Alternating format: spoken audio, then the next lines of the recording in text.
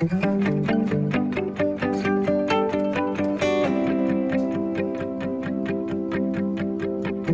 good evening, everybody. And wow, we have a lot to go over tonight. We got a lot of great topics. We're here to present on an update of the Continuous Learning Plan 2.0. We'll go ahead and jump into the update for the Continuous Learning Plan. And I think Sarah, you can go ahead and bring up that first slide for us. So I first just want to start talking about the type of leadership that's been displayed over the last several weeks since the governor gave the executive order for schools to close down. It's been absolutely remarkable and impressive. Our building administration, our teacher leaders, all of our teachers throughout the district, learning services, central office, everybody's been acting very quickly to make sure that we are shoring up and making sure that our families and students are being provided with supports and services at this time. So it's been absolutely impressive as we work through different types of complexities, building out plans, doing research and reviewing what other areas throughout the nation are doing. And it's just been absolutely incredible. And we have some of our building administration here with us this evening to kind of highlight some of that ongoing work that's been going on. And if we go to the next slide, there was a couple documents that I wanted to really give an update on for the board on. And I believe you have seen both of these. And on the Teaching and Learning website, now posted, you'll see a link to both of these. One is the Continuous Learning Plan. You'll remember Pat did a great job presenting this at our last board meeting. And the other one on that, Sarah, if you could go back just for a moment. The other document on that you saw last week was the application that under the governor's executive order, we had to submit an application for a continuous learning plan to Oakland schools. That has been approved. So that means our funding for Bloomfield Hills has been secured. So we have both of those documents available. Probably most families, if they wanted to look through one of the plans, is the continuous learning plan. The one in the middle, that's probably the most inviting and written more with an audience of parents and families and teachers in mind. The other one is an application with the audience being Oakland schools, so they both read very differently. But those can be found on our website, and anyone can go through that. And Susan, I think, was going to walk us through that first one and start talking a little bit about the structure that we have in place. Susan, are you there? Yes, I'm here. And hopefully Sarah is able to open up the continuous learning plan. If in the very back of this plan, there's a really important structure that we really wanted to highlight. You know, Todd's talking about how fast we had to come up with the learning parameters of the continuous learning plan, but we also had to move from a brick and mortar district way of collaborating into a virtual collaboration while also stepping into a new way of instruction. And so we built this continuous learning plan collaborative structure. And if you look from the bottom up, you've heard Superintendent Watson talk about that we really were creating three distinct programs, a K-5, a 6-8, a 9-12, and how important it was going to be for us to stay aligned and consistent. So we created grade level teams, and then each team is led by an administrator who helps coordinate that team as they determine planning and all the different roles that each person takes up in getting the lessons put together. In the middle, those facilitation teams, that's where those leads really keep in communication with each other. They're aligning across their grade levels. And it also gave us a place where we could streamline and make sure that there was equity of resources, all the teacher leader supports, special ed, ancillary staff. And then we have the top, which is the K-12 steering committee. And that really is all the leads, the building administrators, continuity teacher leaders, learning services, technology, special ed. And every Monday morning we check in as to how things are going, and then we problem solve and anticipate forward. And then you see off to the side as we're moving also into a curation, because we are now into a phase where we're up and running, and how do we keep evolving those learning experiences for our students, and how do we best support our teachers. But core to all of this, and we want to emphasize this as much as possible, the teachers, the teacher leaders, the building administrators, how fast we had to reorganize ourselves and step into new collaborations. And it's truly amazing work that they're doing. And I really want to commend them for all the hard work and how fast they had to shift. So the last two pages that you've seen, those give more description if you're interested in digging a little bit deeper.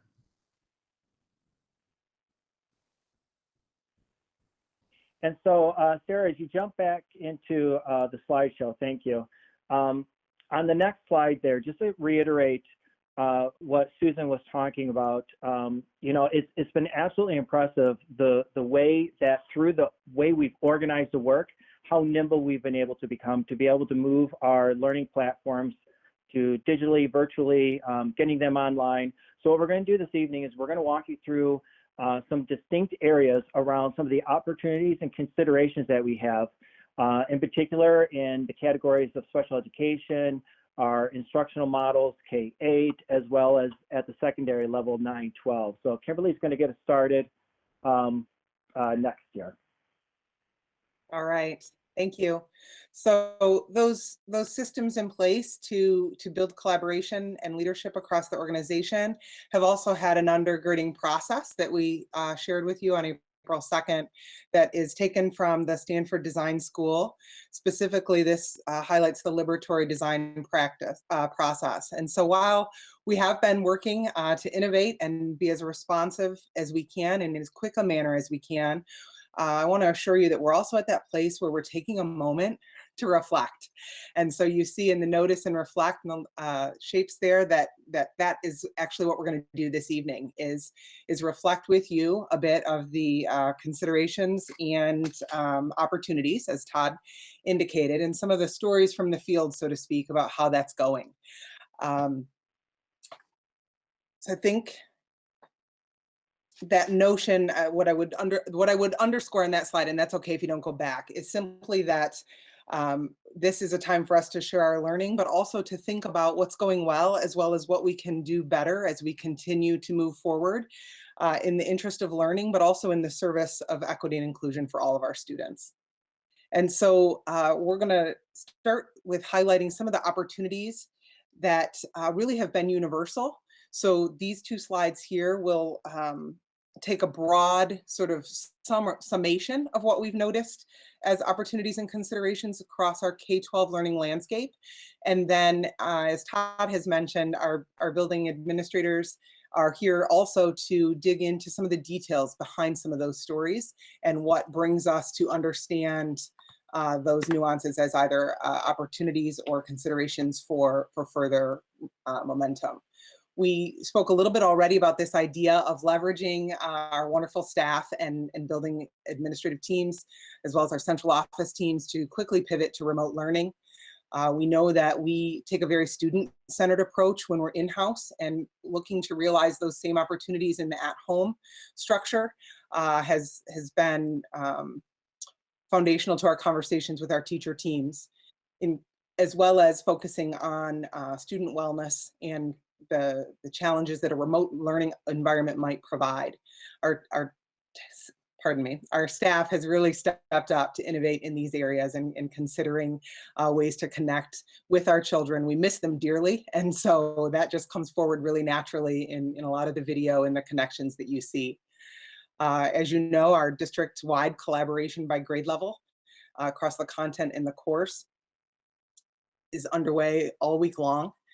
And then as we consider new tools that are made available to us that allow us to consider remote learning that will do more than keep folks busy, but rather enhance understandings in ways that are hallmarks of a Bloomfield education, those continue to be our goals, as well as to continue to support teachers and families who may be either overwhelmed in their home situations or may have challenges with illness in this difficult time, and looking to provide continuity both in human care as well as in curriculum progression.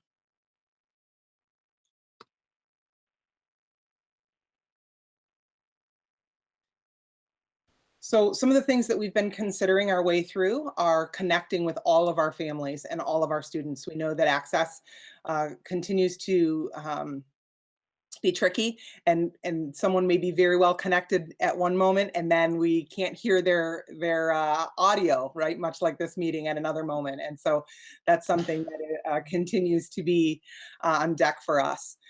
The collaboration in an online format, while we know our community members as well as our teachers and their families are navigating unique conditions at home. The scheduling of class connections is important to us to maximize the way our teachers are able to make contact with students, as well as the student-to-student connection stay strong. We know that we want to focus on meaningful ways to do that in ways that don't become cumbersome or become forced choices for people to have schedules that have overlap. And then we've also been spending an incredible amount of time that you'll hear more about this evening in relation to grading and credit. And so those sort of the broad brush of how we've been thinking through opportunities and considerations. We're going to highlight what that has looked like with our special educators, as well as with K-5, 6, 8, and 9, 12 as we move forward. So I'm going to turn this over at this moment to think about some of the things that are specific to special education. So that's my cue. This is Jennifer Perone. I'm going to introduce Trevor and Rebecca, who are going to go over some successes and considerations in special education.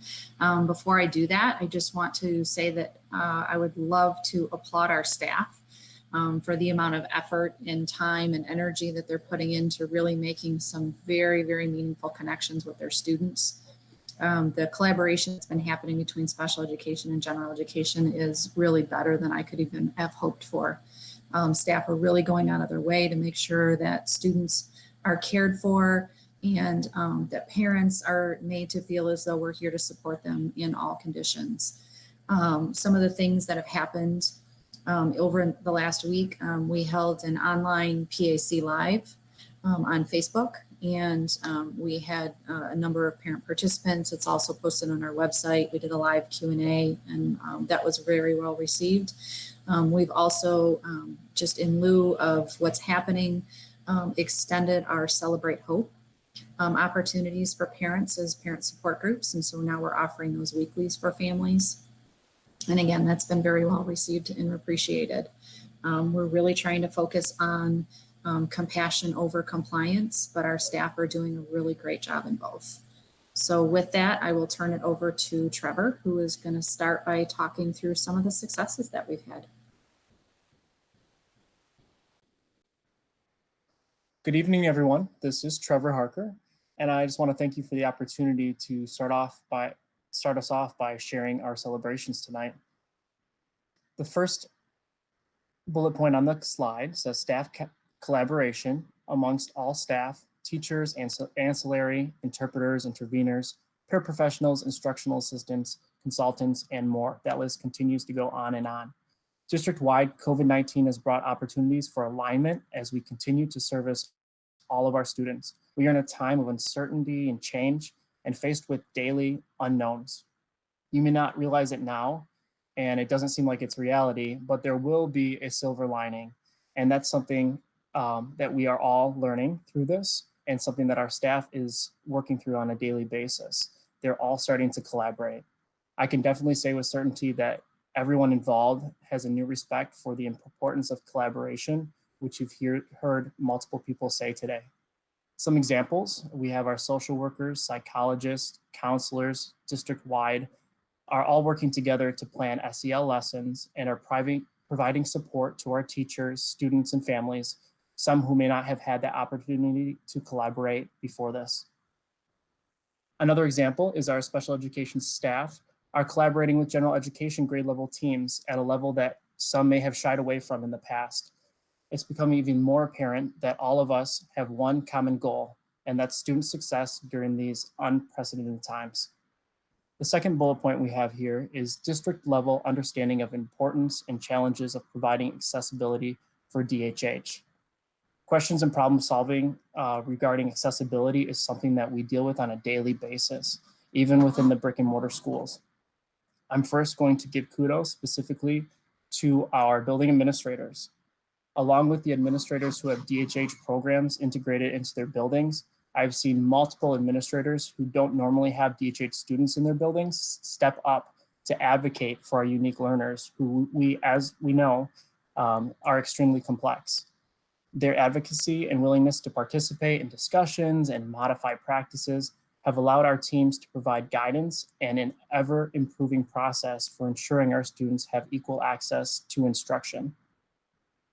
Currently, and I'm going to spotlight the DHH program just for a second, and currently the DHH program is offering a continuum of supports for our learners, including interpreters in pre-scheduled general education classroom meetings, interpreter embedded videos, which is more than captioning, and a live hotline from 8 to 4 every day to provide sight translation for any family member, any parent or student who may be struggling with some of the work or the directions. And then starting next week, we're going to be moving forward with having our intervener support provide different opportunities for not only teaching the student, but opportunities for the parents to learn some strategies to work with their students as well. Our goal is to reflect, modify, and improve week by week. The third bullet point here, we have positive feedback from parents. I've received multiple emails. I know Jen as well as Rebecca have as well. Some of those emails, the details regarding the positive feedback have been that parents and students are loving video representations that they are receiving. Wing Lake has an average of 15 students who have attended speech group sessions each week. The DHH parents are impressed with the general education videos embedded with interpreter support. We have numerous families utilizing the interpreter hotline for sight translation, and we also have staff utilizing it as well. Parents are realizing that the amount of time and energy that staff are putting into developing templates, creating lessons for the virtual platform, and the amount of collaboration between professionals to ensure student success is just ginormous. The truth is that parents are now on the front lines. They are taking a dynamic role as educators at this point, and they're wearing multiple hats. They're the teacher, the parapro, the ancillary staff member, and sometimes even the intervener. So our staff is readily available to support them in that. Parents are appreciating and are benefiting from sitting in on instruction with their children, and that they are learning strategies to transfer to the home setting. And the last bullet point on here that we have is good faith efforts are being made to meet the needs of the students with 504s and IEPs. IEP meetings are continuing to be held. Staff are delivering services and providing support to students in both Bloomfield and the non-public schools in the most practical and reasonable way to the best of their abilities. Staff are collaborating with teachers and parents to meet the individual needs of our students, whether that be through a virtual group session, pre-recorded session, office hours, and some one-on-one instruction. Thank you. And I'm going to pass this on to Rebecca Anders. Hi, everyone. Good evening, and thank you for the opportunity to be here this evening. I get to speak about the considerations in special education.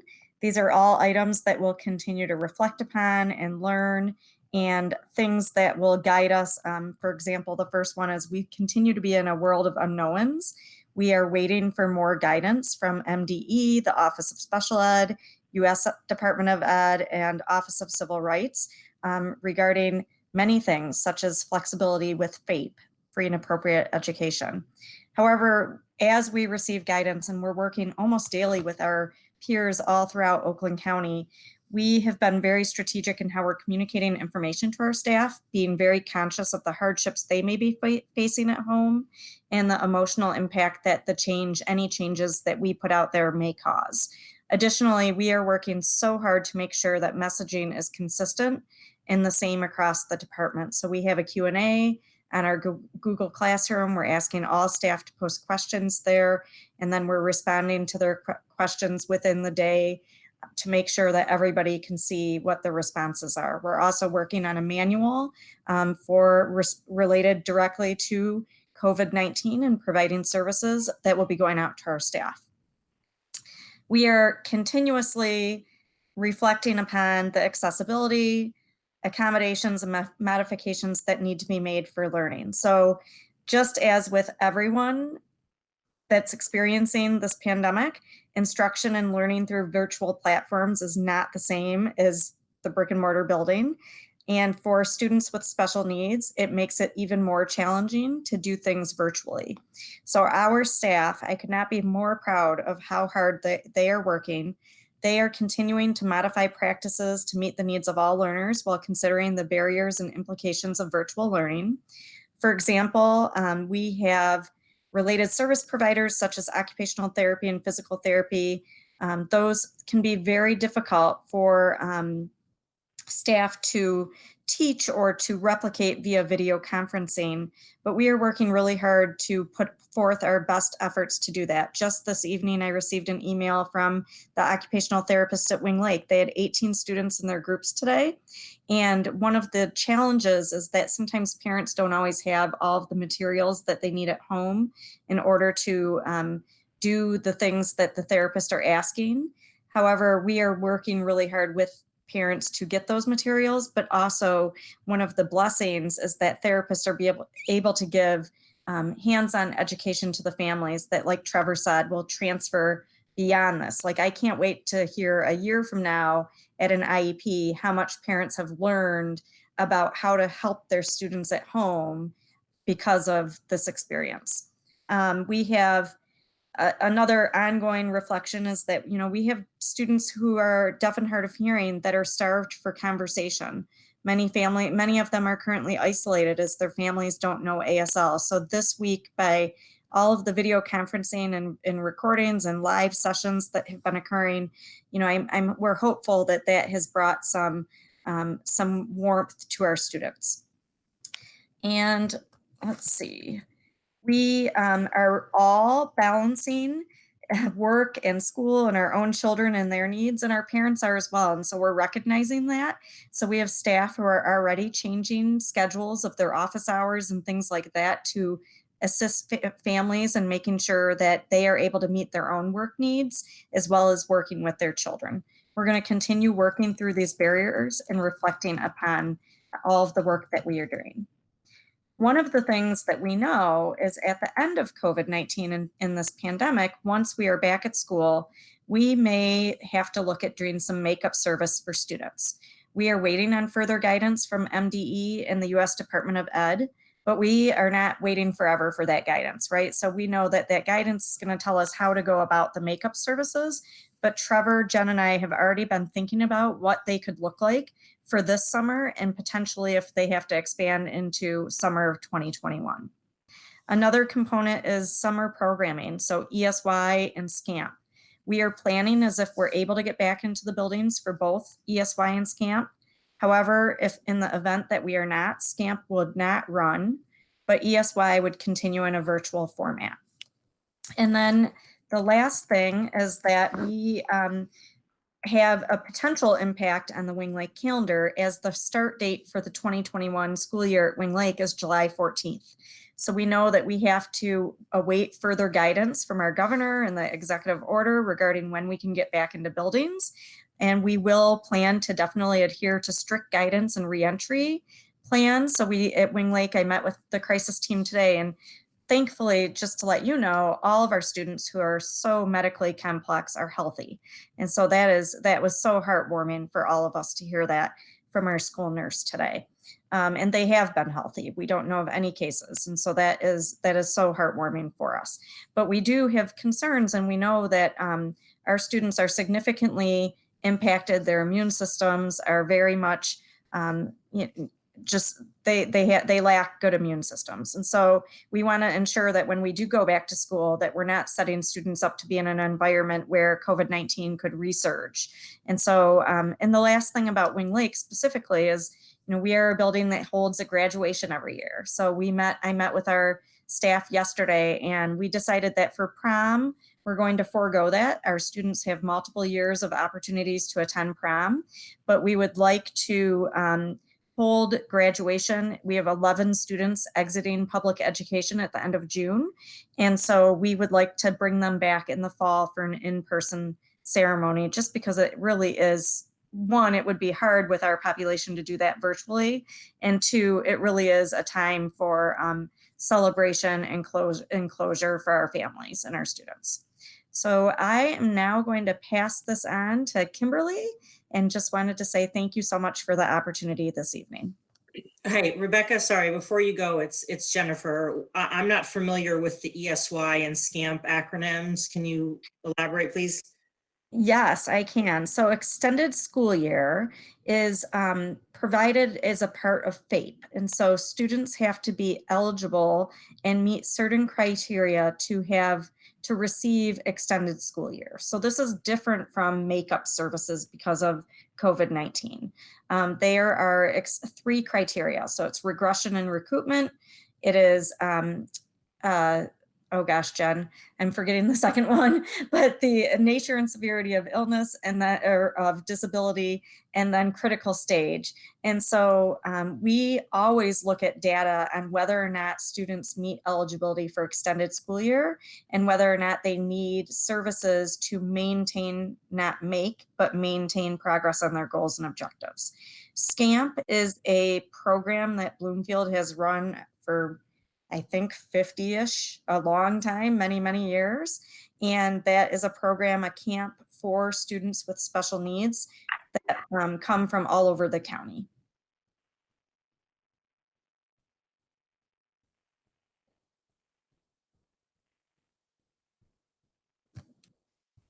Thank you. You're welcome. Thank you so much, Rebecca. I think that the work that your team and Trevor's team have done to work alongside each of the grade level teams as well as the building administrators have really lifted the level of our professional collaboration, not only to meet the needs of unique learners that you've named, but also for our students in general education classroom. I think it's really, we've been really pleased with the level of collaboration that our staff have engaged in with one another to meet the needs of all kids across the day. Some of the nuances and complexities that you shared really highlight what might seem like a simple fix from a single family at home in their living room for a few children, what becomes much more complex or nuanced when we're thinking about consistency across a range of learners. So thank you for unpacking a little bit of that for us this evening. We are going to shift gears to walk through those same considerations and opportunities with kindergarten through 5th grade. And Mary Hilberry and Harleen Singh and I'll kind of tag team some of these wonderful stories from the front, as well as some of the challenging things that we're considering as we continue to strive to make the remote learning as positive of an experience as it can be for every adult, child, and family member in our organization. Thank you, Kimberly, and thank you to the board members for including us tonight. I think that Harleen and Jessica and I all have some really positive experiences to share, and also to share that we're still all learning. Every day brings a new challenge and a new quandary, and I can't say enough about how our staff has stepped up to meet this incredible challenge over the last few weeks. I would say, first and foremost, I think that we need to give a huge shout out to our tech department. From David on down, we have had a tremendous amount of support. Also, I just think that they had us in a very well situated to take on this challenge with the amount of tech support that our teachers have had for years and the amount of devices and the familiarity that teachers had with the technology. That has been incredibly useful to them in this remote learning situation. I would also want to give a particular shout out to our building media specialists who have been providing just tremendous support to our teachers, from phone calls to FaceTime calls to walking them through to staff meetings where they're presenting technology tools that are new to the teachers. Again, I just think we were very well situated with having building media specialists there at the ready with the skills we needed and the relationships with staff to support them in a way that was really needed to get this remote learning off the ground as quickly as we were able to. So I think if I were to sum up the tales from the front, as Kimberly said, I would say for sure innovation, alignment, and collaboration are the big three. And I would tie that up with a ribbon of saying that really our staff is focused first and foremost on supporting families and kids and making this learning as accessible to them as possible. I'm hearing stories, everything from teachers dropping off bags of books on porches for kids to teachers literally showing up on porches to teach through the storm door so parents can see what a lesson looks like in real life. We have teachers using their iPhones on stacks of soup cans to facilitate what would be a document camera. We have teachers spending 40 minutes to an hour one-on-one with families, helping them get their computers set up and making sure that they understood how to log in and so forth.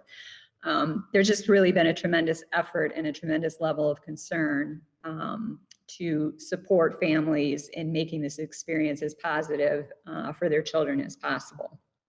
And I really think the teachers have put their heart into it. I met with my kindergarten representative group this morning, and I just sat back for a while and listened to them chat as they were sharing stories from this week. And you could just see their faces just lighting up with the energy and enthusiasm and sharing the fun that they were having in their daily Google Meetups with kids. And it was just really, it was really a good moment for me emotionally, just to know that that joy in teaching seems to have reinfected everything, because it's definitely been a real stressful period for teachers, and to see the fruition of a lot of their efforts and time and energy was a very positive moment for me. Growth in tech skills is obviously a big learning curve, not only for our teachers, but also for our families.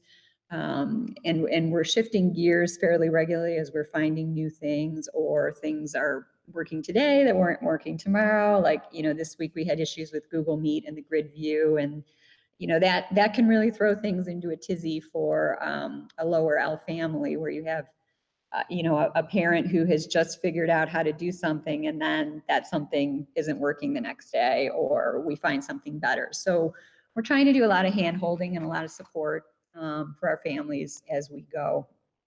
The slides, and Sarah, I don't know if you want to proceed through these. We're obviously not going to read all these to you, but we did want to share some of the impressions, some of the feedback specifically, not only from our families, but also from our students and a few of our staff members. There's pictures in here of some of the workspaces of the teachers, of some of the students. Here's one of our third graders communicating with his teacher. And we just wanted to make sure that you were hearing these stories from families who just really appreciate the team effort that has gone into making remote learning such a positive experience for their families. So with that, I'm going to hand off to Harleen so she can share a little bit more of the middle school perspective.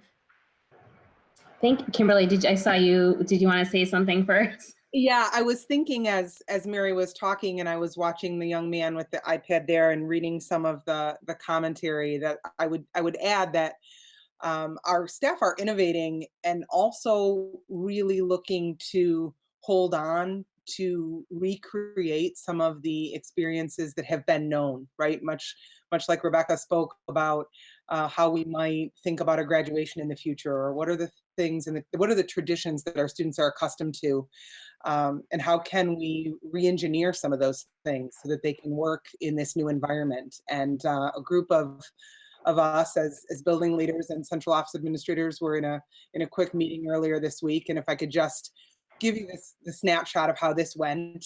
Our fourth graders take a field trip to the nature center each spring in May, and they time that trip to collect data about the migration of birds.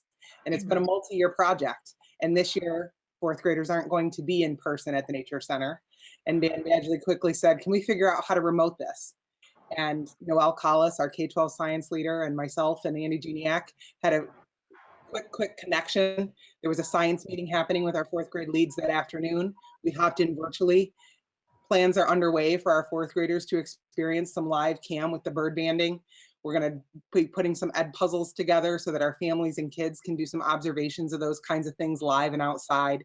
And so they won't miss the trip. You know, we won't be elbow to elbow as a 4th grade team at the Nature Center this spring, but we're still going to be in the birds, and we're still going to collect the data, and we're still going to connect that to our science curriculum. And so I think that it's innovating, and it's also trying to consider tradition. And boy, were our staff thrilled that this group of kids wasn't going to miss that experience. So I think it's heartwarming to watch people really have passion for their craft and step up and do all that they can for the kids that we serve. So Harleen, I'm sorry to cut you off. I just didn't want to lose track of my bird banding story because like Mary had said when she listened to that kindergarten team this morning, we're all having these moments that really lift us up in what is a really challenging experience right now in terms of learning and leading. So thanks for listening. Thank you, Kimberly.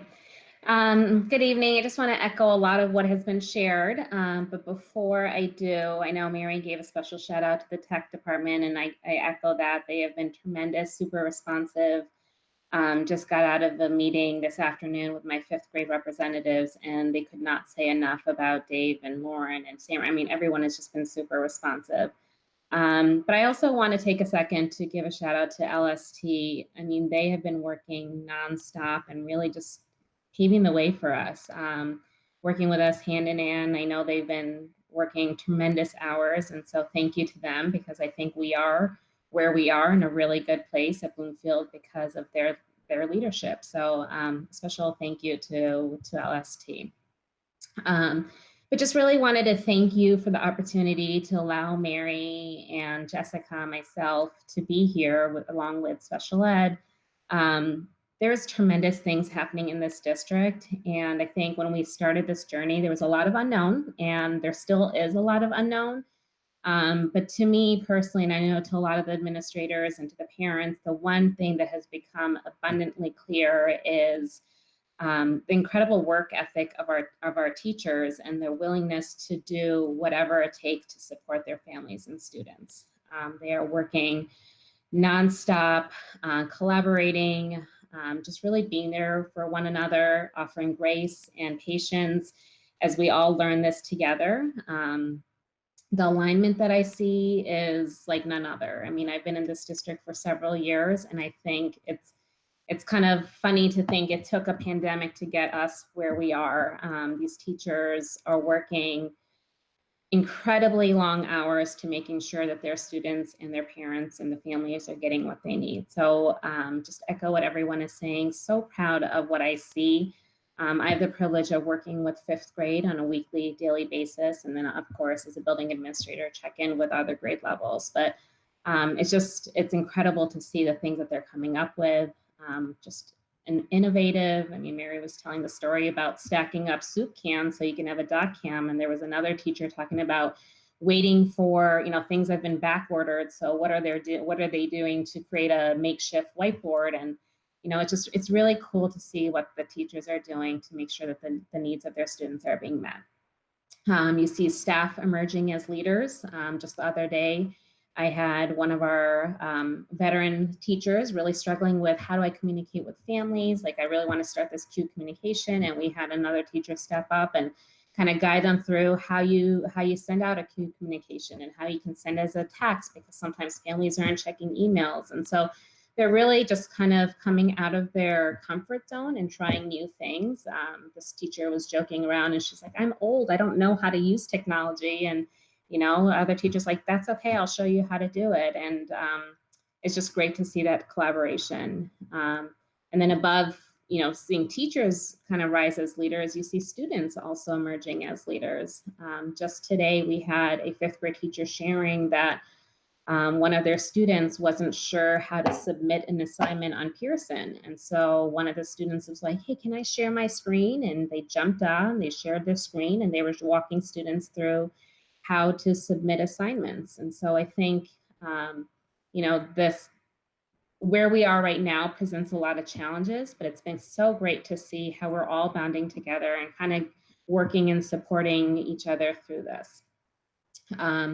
Kimberly talked about the notion of noticing and reflecting, and I see that firsthand. I think teachers really have that user-first mentality. I think they are doing whatever they need to do to make sure that the needs of students and families are being met. So it's hard to believe that this is only the 4th day of this new program. I mean, it is Thursday. We've only been doing this for a couple of days, yet I think teachers are tweaking things as we go. This afternoon, when we had our meeting in 5th grade, we're talking about how do we change the template to make it more user-friendly. Let's color code the days. So when I'm having my office team with my 5th graders, I can say, okay, scroll down to the purple section. Yep, purple is Thursday. So let's talk about the reading and writing activity. Thinking about, taking out some of the extra information that students might not need. And so they're continuously trying to get feedback from families and then implement that feedback. And that's kind of what we're here to do, is really support our families, making sure that we know that they're the users. So how do we support them, take their feedback, and make sure that we're implementing that? So as we move forward, as Mary mentioned, we have several slides here with some feedback that we received from families, from staff. My favorite is always getting the student voice. We have some quotes from students, and it's, of course, they are the ones that we're working to just appease. Like, they are the ones who are the end users. And, I think students are feeling very confident. They're feeling comfortable with the new process. They love the office hours. They know that those are the times that they can check in with their teachers, with their classmates. And, they love the fact that they have a little bit of, they can pace themselves. They also have some great suggestions. We had a teacher who did kind of like a Google form to get some feedback from the students. And so they came up with a lot of things for us to consider. And I think those are the kind of considerations that we want to move forward with. I think, the fact that there are so many office hours and they love that, but then trying to balance like which ones they can attend and which ones they cannot. And so I think that's some conversations that we're having. So just going forward, I think, keeping in mind of how to keep things accessible, make sure that we are supporting our students, but making sure it's also not overwhelming. But I can't say enough of how proud I am of what we've put together, the teachers just banding together and really supporting each other. So excited that this is only day 4 and we've already made a ton of progress. And, we have a lot of considerations that we know that we're going to kind of work towards. But just all in all, really proud of what we've accomplished thus far. So with that, I think I'm going to pass it over to Sarah to talk about 9-12. So moving into the high school, we have opportunities and considerations for high school as well. One of the added bonuses is that the high school students are very familiar with being online in terms of using Canvas or Google Classroom, as that is the main way that teachers communicate outside of school with the students. So that part of the process was a little bit easier, I think, than maybe K-8 had in terms of having the students be able to navigate the system. The harder part was, how do you go from a 90-minute class in which there are 3 to 4 activities every hour that engage students in both independent work, direct instruction work, and also collaborative work with students through the MYP system and DP as well, but mostly with the middle years program. Group work and collaboration is a huge part of the learning experience, where the students not only learn how to navigate the social interaction, but they also learn from and with each other. Moving to an online situation where you interact with a screen and not with a colleague is very difficult for students. So that's one of our bigger challenges as we move forward, and also an opportunity for us to figure out different ways to have that collaborative culture remain. So as the slide says, we really work on relationships before rigor. We worked on grace before grades, patience before programs, and love before lessons. And I'm going to pass this over to Jessica, and she's going to walk you through the opportunities that the COVID has allowed us to work with at the high school level, and then also some considerations we have moving forward based upon rules and regulations that are coming from the governor and from the Michigan Department of Ed. So Jessica, are you there? I'm here, Sarah. Thank you. I first of all, much like Harleen and Mary said, I want to thank you for having us here and letting us share some of our successes and some of our considerations with you all today. this has been a very crazy situation, very, very difficult situation for all of us to deal with. And I think we are really making our way through positively. And I'm really proud of what our staff has been able to navigate, and how they've really been able to transfer from that brick and mortar school situation to now a more of an online learning. And so one thing that we have really tried to put to the forefront is being able to support our students and families with a one-stop shop, so to speak, for anything that deals with the continuous learning and school closures and anything that we do. So we have reorganized our website so that we have a button that they can click that'll take them directly to the 912 piece of the continuous learning plan, where students can access directly there all of the templates for each of their courses. On this website, we have all the communications that go out to parents, all the communications that go out to students. So if something was sent via email and a student can't find it in their email or don't know where to look for it, you can go to the website and everything is right there. We also got an email yesterday from one of our teachers, one of our 10th grade teachers, and she made a personal organizer for the students that would allow them to organize all of the learning engagements that they have, the office hours and things like that. So they were able to kind of see it all just on one page for all of their classes. So we've included that on the website as well. She had made it for the one of the 10th grade learning communities and shared it with us, and we were able to put it out there for any of our students 912 to access that. Sarah, you can go to the next slide if you want. The other thing, we've really been able to leverage our staff to really help guide each other through this transition to remote learning. Much like Harleen and Mary were saying, I mean, there is a bit of a learning curve with the technology. Not all of our teachers are familiar with Google Meets and things of that nature. So Rachel Matz and Stephanie Bevier have been really pivotal in creating online tutorials, compiling all sorts of resources.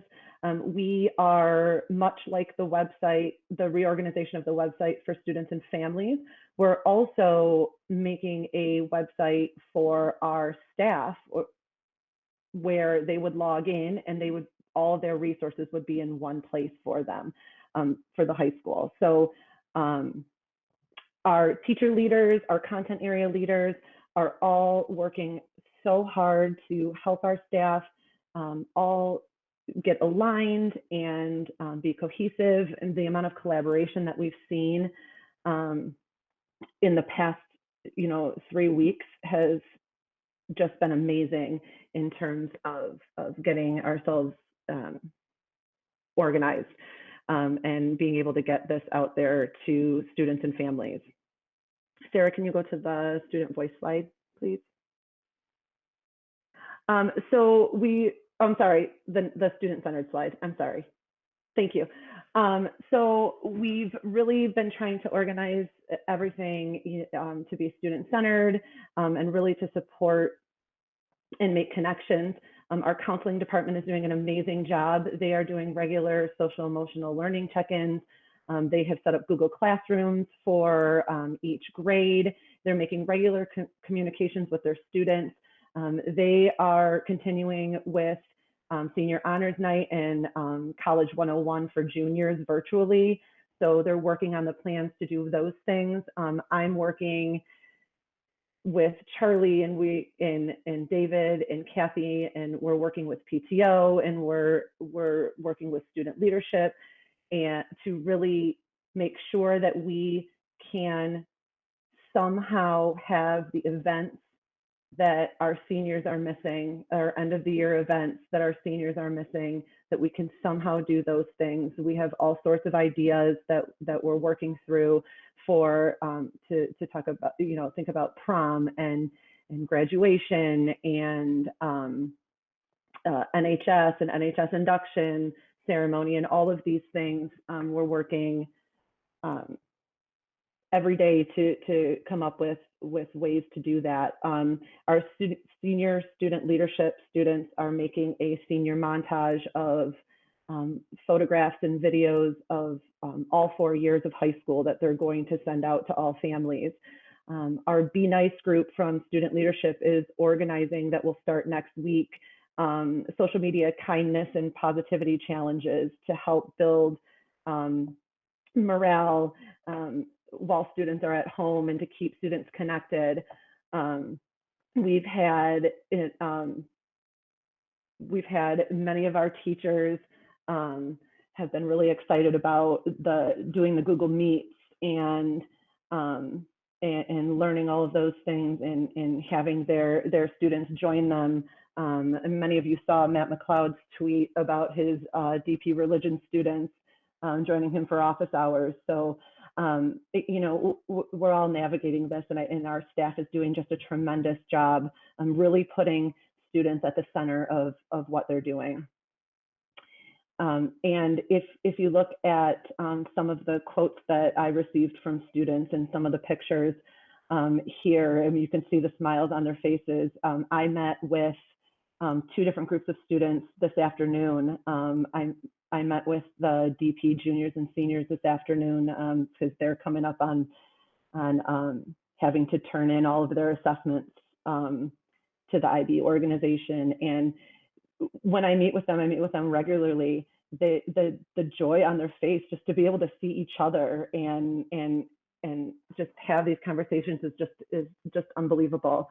And I also met with the Be Nice group from student leadership to roll out this plan and talking about, how do we help our incoming freshmen at the beginning of next year, and what are some things that we can do to kind of help with their transition.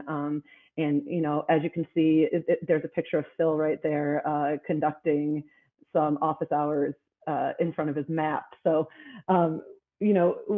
everybody I think is just doing a tremendous job really navigating through all of this. Again, I give credit to the team here to thinking outside the box and meeting the needs of all of our learners in our community. If anybody takes a look at the Detroit News website right now, the lead article on there is about online learning, and the first couple sentences mention a program that's unique to Bloomfield Hills. And then not only does it go on to discuss Bloomfield Hills and quote our superintendent, but there is a link to our plan right in the Detroit News article. So again, I give credit to everyone on this call and everyone that went into putting together this plan.